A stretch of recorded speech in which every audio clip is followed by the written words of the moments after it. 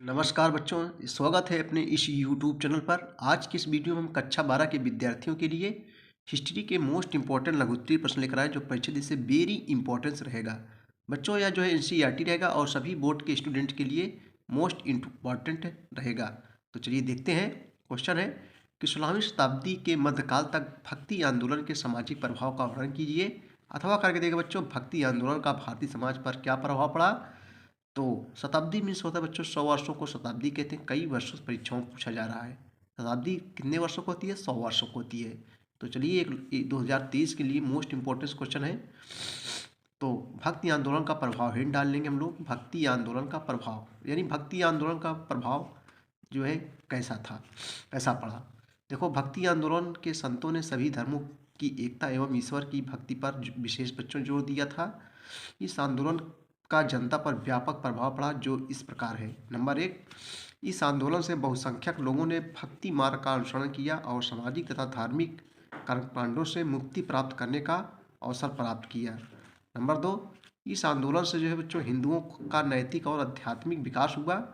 इस आंदोलन के कारण जो है सभी धर्मों एवं जातियों में धार्मिक सहिष्णुता सहिष्णुता मीन्स होता है सहनशीलता सहिष्णुता की भावना उत्पन्न हुई। परिणाम स्वरूप देश में शांति, समृद्धि और सांस्कृतिक एकता का वातावरण उत्पन्न हुआ। नंबर 4, इसके फलस्वरूप बच्चों सामाजिक स्थिति में व्याप्त सुधार हुआ। नंबर 5, भक्ति आंदोलन के कारण समाज की अनेक कुरीतियाँ समाप्त हो गई। नंबर 6, इससे स्थानीय एवं प्रांतीय भाषाओं की उन्नति हुई। साथ ही प्रांतीय भाषाओं के साहित्य में भी वृद्धि हुई। और 7वां है बच्चों, भक्ति आंदोलन के परिणाम स्वरूप शासकों के दृष्टिकोण में भी समाजोपयोगी परिवर्तन और उनके प्रशासन में लोकहित का महत्व दिया जाने लगा। दलितों के उत्थान में भेदभाव भी बहुत कम होता चला गया और दोनों वर्गों की जनता एक दूसरे के निकट संपर्क में आने लगी। क्वेश्चन देखेंगे हम लोग, ये भी इंपॉर्टेंट क्वेश्चन है बच्चों। ब्रह्म समाज की स्थापना किसने की, इसके प्रमुख सिद्धांतों का उल्लेख लिखिए, सिद्धांतों को लिखिए और भारतीय समाज पर इसके प्रभाव का जो है स्पष्ट कीजिए। तो उत्तर देखेंगे। देखो, राजा राम मोहन राय ने 20 अगस्त 1828 को ब्रह्म समाज की स्थापना की थी। ब्रह्म समाज ने बच्चों मूर्ति पूजा का विरोध किया। ब्रह्म समाज का लक्ष्य जो है दानशीलता, दयालुता, सदाचार को प्रोत्साहित करना और सभी संप्रदायों व भिन्न भिन्न धर्मावलंबियों और जातियों के बीच बंधुत्व की भावना मजबूत करना था।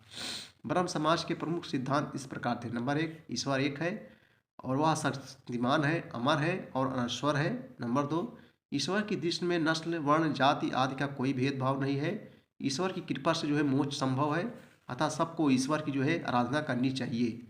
नंबर 2, बाल विवाह, बहु विवाह आदि प्रथाएं अनुचित है और विधवा विवाह उचित है। जो विधवा किसे कहते हैं बच्चों, जो महिलाएं जिसका पति मर जाता है तो उसे जो है विधवा कहते हैं। नंबर 4, मूर्ति पूजा और कर्मकांड का त्याग कर देना चाहिए और ब्रह्म की जो है उपासना करनी चाहिए। जीवन में कर्म की प्रधानता होती है और मनुष्य को कर्म का फल जो है मिल सकता है। ब्रह्म समाज पर ईसाई धर्म का प्रभाव पड़ा, लेकिन इसकी जो है उत्प्रेरणा के स्रोत प्राचीन हिंदू ग्रंथ ही थे। इसने जो है बच्चों हिंदू समाज को सुधारने का जो है प्रयास किया।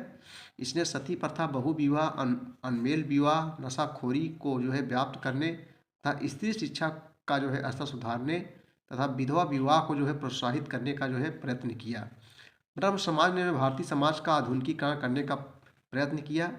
परोक्ष रूप से यानी अप्रत्यक्ष रूप से, परोक्ष रूप से ब्रह्म समाज ने भारतीय जनता को जो है राष्ट्र की भावना से जो है परिचित कराने की कोशिश की।